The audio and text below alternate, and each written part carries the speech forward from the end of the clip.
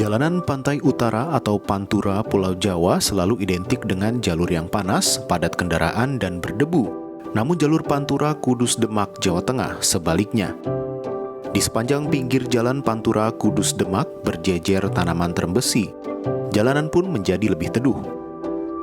Pohon terembesi atau Samanea saman atau dikenal juga sebagai pohon ki hujan memiliki berbagai manfaat dan fungsi yang signifikan bagi lingkungan.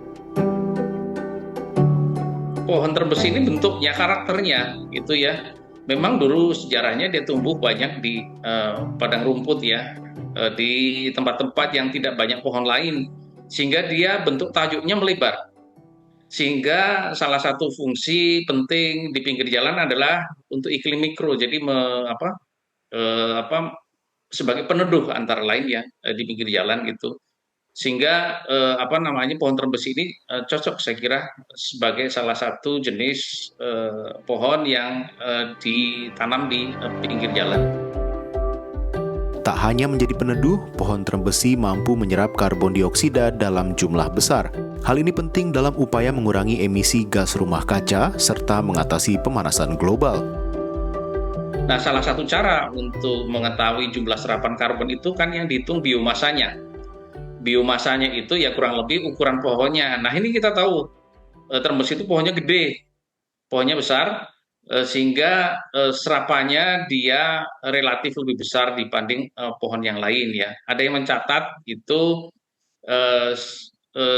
kurang lebih itu 5 ton CO2 per tahun ya. Itu dikonversi dari jumlah biomasa ya, yang kurang lebih 3,2 ton ya per tahun pertumbuhannya. Jadi kita kalau menghitung serapan karbon itu kita menghitung biomasanya. Jadi pertumbuhan biomasa itu berarti pada saat yang bersamaan dia menyerap karbon gitu.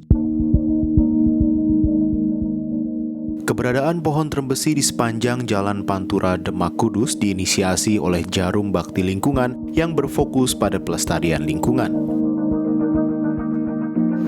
Jalur Pantura sendiri itu adalah jalur yang merupakan jalur utama. Kalau kita mungkin melihatnya semacam urat nadi ya dari pantai utara ya, dan jalur itu merupakan jalur yang cukup panas. Jadi kita memang waktu itu kita bermula dari menghijaukan Kota Kudus sebetulnya. Nah, setelah menghijaukan Kota Kudus, kita mulai menghijaukan bagian-bagian di sekitar Kudus. Nah, akhirnya dimulailah kita menanam dari Anyer sampai Banyuwangi gitu ya. Nah, itu sekarang total ruas yang ditanam oleh terembesi itu sudah di atas 3.000 kilometer ya, 3130 ya. Nah, kenapa terembesi? Karena terembesi ini menurut penelitian dari Profesor Enders di IPB, terembesi adalah pohon yang menyerap potensi ya, mempunyai potensi serapan tertinggi dibanding pohon-pohon lain.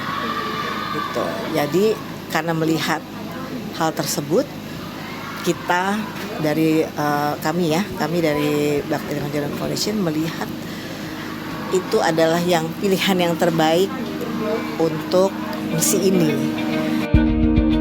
Keseriusan pihak Jarum dalam menghijaukan Pantura juga terlihat dari upaya pembibitan yang dilakukan oleh Jarum. Ini dilakukan agar penanaman terembesi terus berlanjut. Kami mempunyai PPT atau Pusat Pembibitan Tanaman di Kudus. Dari sanalah kita mengambil bibit-bibit, baik itu bibit-bibit yang diperlukan untuk ditanam untuk penghijauan dan juga tanaman langka. Jadi kami juga punya serangkaian tanaman langka di Pusat Pembibitan Tanaman Kudus itu.